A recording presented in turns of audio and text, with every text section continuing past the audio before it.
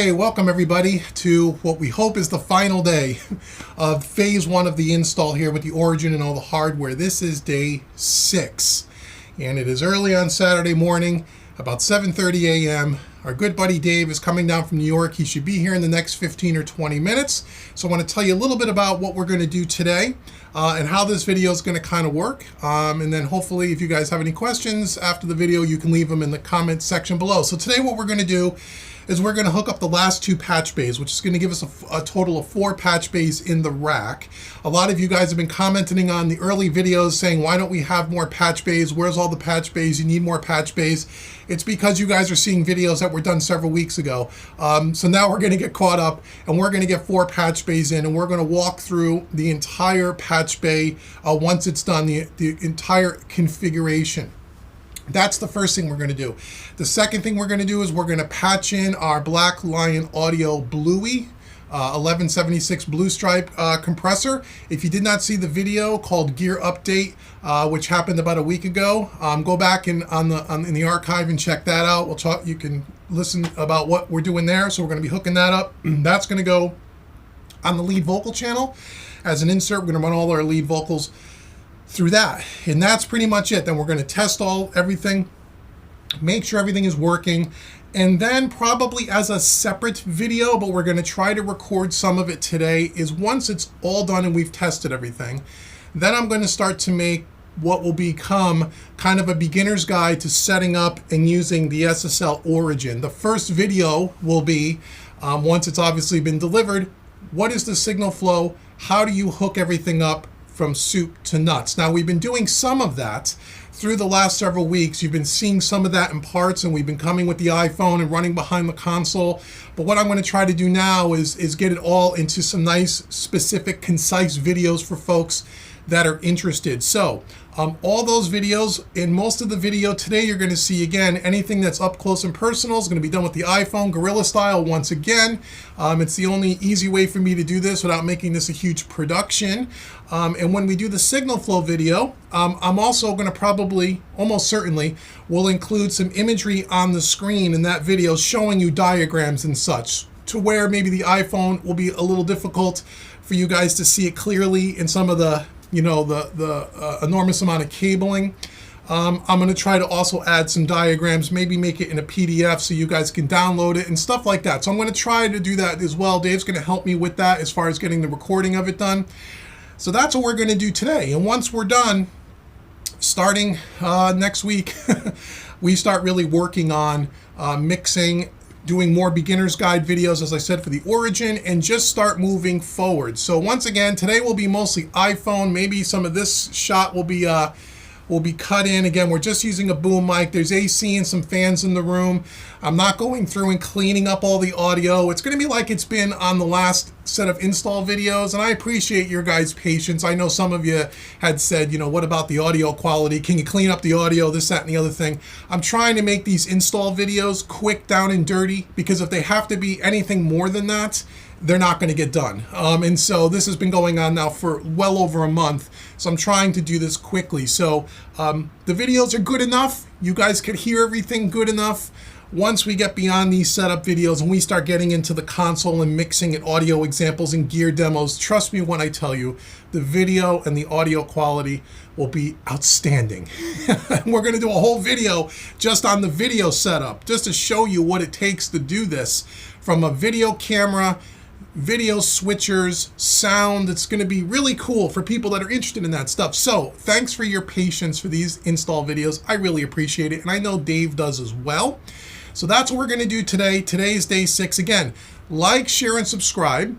If you have any questions about anything that you saw in the video today, or anything else related to what we're doing here and things that you might want to see in the future, please leave comments below and let me know, because I'm taking your video ideas and your questions and compiling a list of what future videos will be. I have a list of things that I know I'd like to create, but I'd like to get your input as well, because again, this is an education channel. I want to try to share and help you with your questions. So that's it for now. So when Dave gets here, we will start working. Thanks so much for watching, and enjoy the video. Morning. Morning. Dave is back. So we're going to start today on we're going to do 2 patch bays, hook up the Bluey compressor, insert it on the vocal channel. And that's the bulk of what we're going to do, and then test everything out. So, and then we'll get in close with the iPhone where we need to, and then we will do a signal flow video. It probably won't be a part of this video, but there will be another video that will show you signal flow. We'll show probably several signal flow videos, the very basics, and then maybe more complex stuff, all the way up to the way we have it hooked up. So we'll figure all that out. So that's what we're going to do today. Yep. So do we need to run the 4 cables off the board over. We need to get the 2 patch bays installed. Yep. And then we got to rewire everything one more time. Okay, so let's pull this out. Get this sucker out again. There we go. Okay. Yeah, there was some point in time we have to be done. Yeah, well, we're hoping today is the day, yeah, right? Today's the day. I just want this to be done. Yeah, me too. I mean, So, you know. Yeah. But I'm still glad we did it. I'm glad we took this much time. Yeah. I really am, because we never would have gotten all these videos together. There would have been no way to do what we're doing. Yeah. This, knock it out on a weekend. So yeah, no way. It's funny too, because like I was saying before, it's like we've never done this before. Right. And like and listen, and I get it. Okay, for some people this is like watching paint dry, and I get that. Right. Okay, this is not exciting TV. All right, and if you're coming looking for mixed tips and all the rest of that stuff, watching 2 guys hook up cables hour after hour, right, and experiment with everything, yeah, it's not exciting watching. But at the same token too, it's like we're learning we're learning as we go what we need to have hooked up and what we don't need to have hooked up, and how we want everything routed, because there is no manual for this. Oh, that one under the couch. Would you lose your tape? There is no manual for this. So there's, and like I said, every use case is different. Our use case is completely different than everybody else's. Right. But in all honesty, I mean, yeah, it's not exciting. But if we help other people figure out what they want to do, then it was worth it. We were successful. Well, I mean, again, as many people, we got way more people that have said thank you for the videos. It's interesting. We've had a lot of people say it's been interesting, and a lot of people, and again, several people have said you're the only one that's doing this. Yeah. And on YouTube. Yeah, so, and it only takes a minute to search on YouTube to find out that you're right. There's nobody else. So you gotta, nobody else is documenting. Nobody is, and so a studio setup to this degree. Certain folks are just not patient. Yeah. And it's like, okay, well, look, we're not here to try to. I can't try to make everybody happy that watches these videos. Right. We're trying to do what we think would be helpful for the most people, and what's helpful and what we want to do. Yep. And then beyond that. If people don't want to watch, don't watch. Yeah, and like I say, and we're documenting a process that, and we're going to get to. A lot of people don't see. What we're going to get to, all the mixing stuff, the gear demos. It's all coming. It's coming. It's coming. It's coming. We just started this journey. Yep. It's coming. Don't worry. If you don't like the setup videos, skip the video and go to one of the other videos. That's okay. I mean, it's cool. It's all good.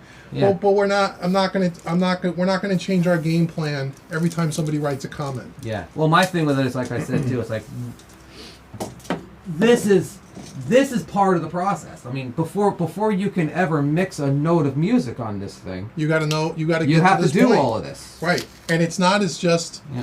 It's plug and play to a degree, but there's a lot more planning that needs to go out in this, and you guys will see that when we do the signal flow videos. Yeah. And you'll see that. You'll see what really is going on. Yeah. And it wasn't really until we had the thing in the room and we started hooking us stuff up to it that we're like, okay, there's a lot more options to this. Right. Than we had originally thought, and as you start realizing what you are capable of doing with it, you start changing your use case. Right. You start saying, okay, we want to do this. Okay, if we can do this, let's just do that now. Right. And this is, like you said, this is phase 1. Phase 1, and then also what we didn't know. We didn't know what we didn't know till we started. And like we said, we're going to do a video at the end, at one point, where we sit down and talk about recap of phase 1. What did we learn? What did we not know? What surprised us?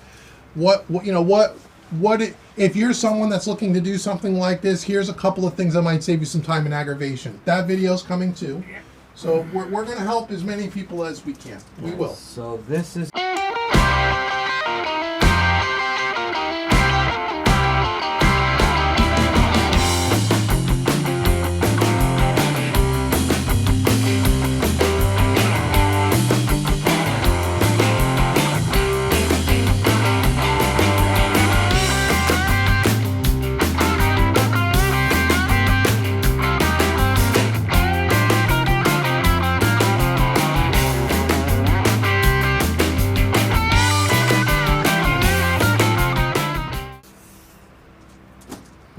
we started this, neither one of us thought it was going to get this big this fast. No, well, you know what? I didn't.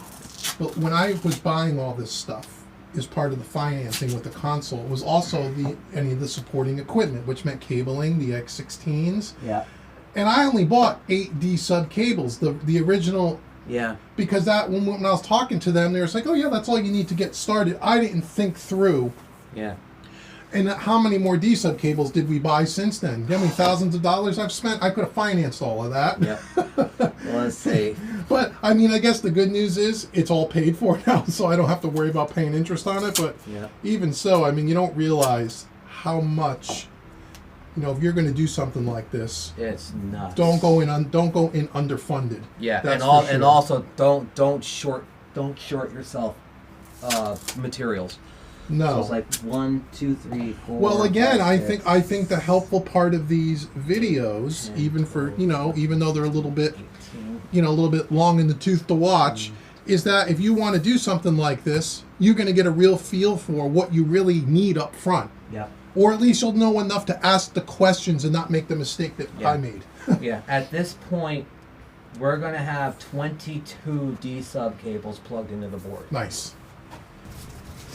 Do I really want to pull all of the patch cables out? Well, I'm gonna have no choice because I gotta work in here. and then you're going to have to. Shit. You want to rewrite everything down on the pad, the whole map out, right? Yeah. Shit. I really didn't want to do that. Well, that gives us an opportunity to then make sure everything on the back is labeled. and- Yeah. Yep. You're right. Well, you know what it is. All right.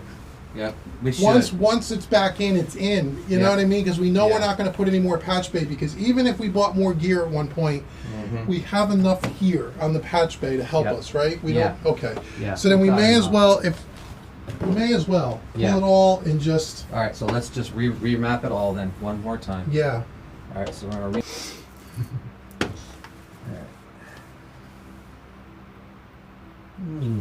Shoot some iPhone video while we're here, I guess.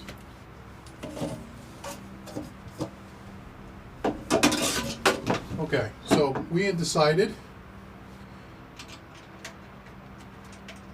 with some hesitation, to pull the patch I'm cables pulling out. all the patch cables out and starting from complete scratch. So what we're doing here is we're adding this patch bay here, another 64 point. So now we'll have three switchcraft patch bays that hook up the console to all this ridiculous hardware. The top one's a 96 point. The only reason why I didn't go with 296 points is you can't get them. They're out of stock right now with the worldwide shortage of everything. So I went with 64 points, which is fine. We still have expansion on that second 64 point for a future gear. And then we got this ART simple TRS patch bay, and that is for the hardware gear demos, where as we bring hardware in, we're going to simply have, we're only going to be using what? 2 outputs. 2 outputs on it Yeah. to go to a piece of hardware that's going to be inserted on 2 specific channels on the board, so we could do A/B comparison, insert in, insert out, and that'll be really good. That just makes it really convenient to do. And what will happen is we'll have the 1/4 inch and the XL. We'll have 1/4 inch cables kind That of is coming not out. good. Power cable coming out. That's kind of like sitting behind the console, kind of pre ready to go. So we could just plug in new gear in and out. You guys will see all that. That's not a happy one. I got more screws if you need. Yeah, that one's not a happy one. Yeah. Here's a whole Yeah. thing Cool. of screws there. Perfect. Yeah. So that's what we're going to do now. And then we're going to go around the back of the patch bay. And a lot of this is going to come apart. to Hopefully not that much. we say that, but we never know. Yeah. So all of that, well, all the you can see all the blue, all the blue patch bay cables. Not all of them, but some of them are going to come out and it's going to be rewired. And the ones that we pull that we need to rewire, we're going to relabel where we need to. And then that'll be that. So, and then eventually we will do a very comprehensive at a later time, certainly not today, wire management situation. Some people had asked me about on the channel, which was a really good point, about you know, some of the strain relief, some of the tension on the connectors going to the gear. I'm going to try to manage all of that and clean all this up. So that'll be a video or two coming soon. So that rat's nest, although there'll always be a rat's nest, there's no way to get around it. But we're going to try to do the best we can to clean it up. So that's what we're going to do right now. And they have one of these? Oh yeah, so yeah, we were just saying that. I want to talk about the patch bay. One of the question that came up, someone had asked in the comments, are you guys labeling the patch bay? Should you label the patch bay? How the hell do you know where everything is going? So the answer to the question is yes, you should have a labeling system. Now you can label the patch bay itself. You know, you can make the little stickers and you can write them in there. But our good buddy Terry from Forest Hill Recording Studio, he was nice enough to send, he created a fully comprehensive XL spreadsheet, an Excel spreadsheet of all of his patch bays. He has 5 96-point switchcrafts taken right out of the Origin manual, and he sent me a beautiful spreadsheet. It's like a cheat sheet. So that's what we're going to use, as opposed to trying to label that and then try to get on the ground and look at it and all that stuff. He really provided us something really cool, and I can show you this. And Terry, thank you so much. This thank you, Terry. Was very, very helpful. Here's basically what he sent. And he went, it's like a 600-line spreadsheet. Now, Terry is also a full recording, tracking, and mixing studio, where we're just a mixing studio, so there's a lot more connections that he has that we're not using. But he did a really nice job of setting up everything on the Origin to all of his patch bays, what kind of cable length he was using, the patch bay connections, and all of that. And I'll do a more full video of this, where we'll use ScreenFlow to capture the screen once we have our spreadsheet filled out. But he was generous enough to send this to us as a template. And then what Dave is doing now is he's going to be writing everything down on paper. And then later on, I'm going to transfer that to the spreadsheet. So if we want to see what connections go where, we don't have to lay on the floor and look at the patch bay. Or if we wanted to repatch something in the future, we could just pop open our spreadsheet and see where everything is. So thank you, Terry, from Forest Hill Studios. It was very, very nice, and he has been very helpful sending me some of his experiences, because he's had his Origin a little bit longer than I have, and he does full tracking as well. So he is giving me some clues to things or little problems he's been running into. He's been very helpful, very nice, and I hope to get Terry on a Zoom call with us, Dave, pretty soon, that we could record a live stream with Terry on Zoom and we could talk through some of the different challenges. So that would be great. That's how we're gonna label our patch bay. Okay. Yeah, go ahead. Okay, so the way we had it wired up originally was this section is the master send to the X16. I'm not going to mess with that. This was the master insert, so I'm not going to mess with that. This was the channel 1 through 8 inserts for the kick and the snare to the Aphex. I'm going to bounce that one down to this slot here. This one and this one are the bus inserts for the groups. Those I think I'm going to leave where they are. This was the Q aux send insert point. I'm going to bounce that down to here, and I'm going to add the vocal chain, which is 17 through 24, to this one. So now, instead of having everything on just this one, we're going to have the master send to the X16 here, the master insert here. This is going to be empty for now. This is going to be the bus 1 through 4 stereo bus, bus 5 through 8 stereo bus, and then this is going to be empty for now. This is going to be channel insert 1 through 8 for the drums to the Aphex. This is going to be empty for now. This is going to be the channel inserts 17 through 24 for the vocal chain to the Bluey. And then this is going to be the aux send and returns for whatever we want to do with that. So then I'm going to put all the hardware basically in the same order I have it above. I'm just going to bounce all the hardware from this one to this one straight across. We need to change out that one set of sends, because we have the better ones now to put into this one for the aux sends and stuff. And then this is going to get probably just through channel 1 through 8 is going to get the channel insert from 9 through 16 for your hardware demos and stuff like that will be here. Right. So you'll probably be using channel 7 and 8 for that most of the time. Unless you want me to put that in the same channel numbers as up there. If I put that in 9 through 16. Yeah, it may just make more sense to us. Yeah, because then you're going to be plugging into the same channels on the board as you are on that. Right, 15 and 16 will be the two channels. All right, so I'll put that snake into 9 through 16. And then you'll be able to match up to your channels on the board for your insert points on that. Right. Okay?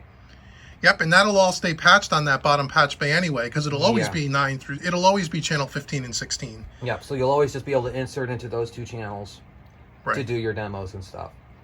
Okay. On the front or on the back? On the front.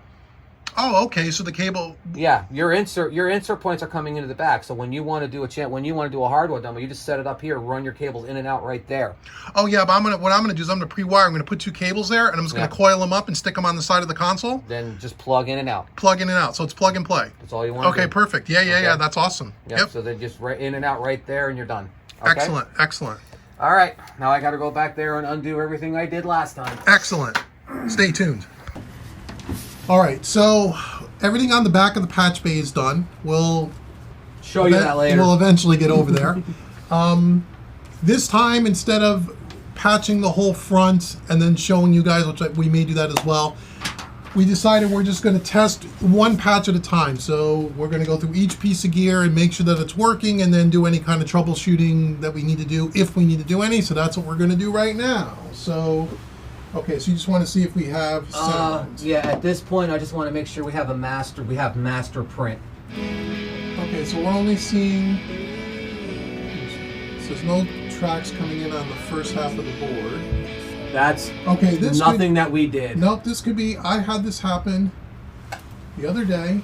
Is that UA thing gone again? Not gone. What seems to have to happen is you got to go back to your thing and just reload the template that's already up there.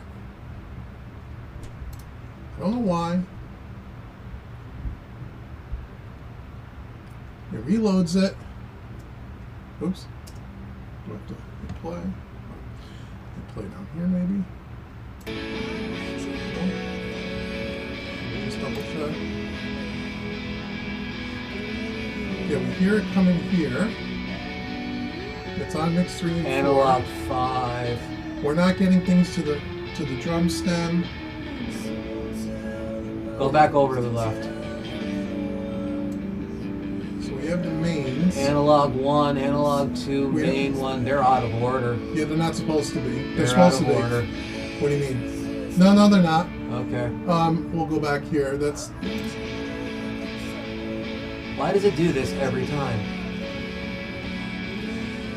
That still all looks. Oh, wait a minute. No, it does it. It fucking does it again. Everything is gone? No. It's see. This is the second X16. The first one's gone. Why the fuck is I don't know. It does this every time. I'm gonna load this again and just make sure. There it goes. Okay. Okay, so it's the I/O preset up there that you need to reload every time. You got it all? let me just stop this. So Looks like you got it all. we got it all. So what is happening here? Just to show our UA users. So, and I'll put the iPhone on this. This is something critical that I'm learning with the UA console. It just seems to be with Universal Audio that every time we go to power up the board, power everything up, load a session, we got to come back to our I/O settings and reload the template, even though it says it's already loaded. Let me just show you guys that quickly. So again, apologize for the iPhone here. So and we talked about this a couple of weeks ago, in the settings of the console software, let me just close this so you guys see where this is. And if you're a UA user, you'll know where this is. But down here where it says settings, this brings up the I/O matrix. And if you remember from a few weeks ago, we talked about how the first time we screwed up because we never created an I/O matrix template for ourselves. We did, and everything got all screwed up, if everyone remembers. So we created ourselves a template here, and we saved it, and it always populates with this. So even though this was called up, I had to go back in and just double click on it and say reload it. And then when I go back and play Studio One, all the audio works.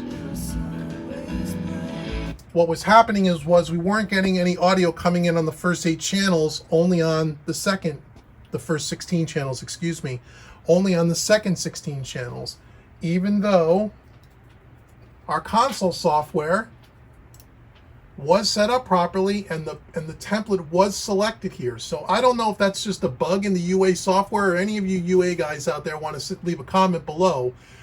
Even though I have this preset already chosen, why do I have to go in and just physically re-choose it again to get all 32 channels working? Does anybody know why? Because I'd like to know why. Because it's a little frustrating. It's a little frustrating, but now that I know what it is, so anyway. All right, do we have the fusion? We have the fusion. Okay, so now let me just, I can see, if you want to know if it's working. It's working. So let me just pull it out. I can pull it out here too. Okay, that's taking it out. Okay. Okay, so it's working. It's working. Okay, so the fusion's in. All right, so next. Fusion's in.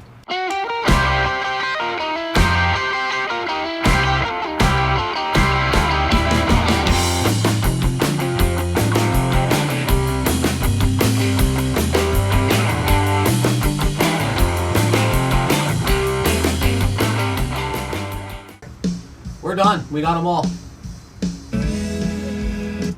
We got them all. That's everything? That's everything. We're done. That's all of it. Look at that. So when you do things one at a time, one unit at a time, we got it all working. So everything has been patched properly. What else? Is that it? Oh, the reverb. We know, yeah, we're gonna play with that next. So now we're gonna play with the reverb on the aux video. ends, and we're gonna Yeah. and then do that. So Yeah, so dump far video. now, all of the hardware minus the reverb unit is all patched in properly on the front. Yep. We checked each one on the board.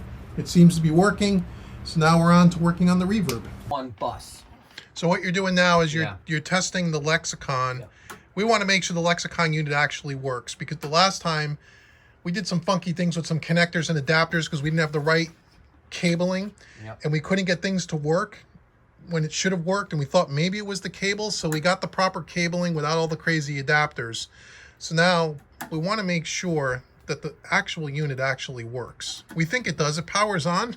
Yeah, it turns on, but it doesn't make any noise. It doesn't make any noise. At least it didn't when we were hooking it up to the aux ends. So what we're going to do is we're going to stick it on, because we already tested Guitar Bus 1. We know Guitar Bus 1 is working. Yep. So we're going to put the lexicon on the acoustic guitar. Just to see if we get Just some to reverb. see if we get reverb out of it. Well, that makes sense. And then we'll know if we have a good unit or not. So we are all hooked up to On guitar 1. one. Okay, let me get us over to some acoustic guitars. So yeah, bank 3, 17, and 18. So I'm gonna just solo up the bus, Yep. turn up a little volume. And let's do this. I don't hear anything on guitar one. Okay, am I? Yeah, because that's routed into the lexicon. Okay. So is there a volume or something on that unit, or an output? Let me see what this thing is doing.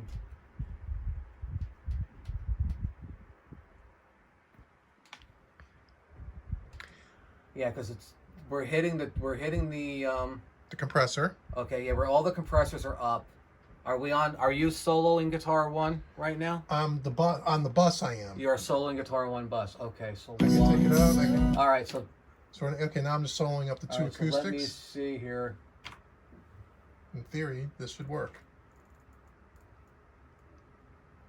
All right, so I got wet and dry, so I'm gonna go dry. Let me just. I don't think we have a good lexicon. I think we have a dead unit. You think so? I think it's possible. Let me just see if I have them flipped. This is dangerous, but I'm going to do it anyway. I'll just turn down the volume. Go ahead. Yeah. I'm going to make sure I don't have the input and output flipped. All right, now let's hear it. Okay. Nothing. I think we have a dead unit. Yeah, I think we have a dead unit.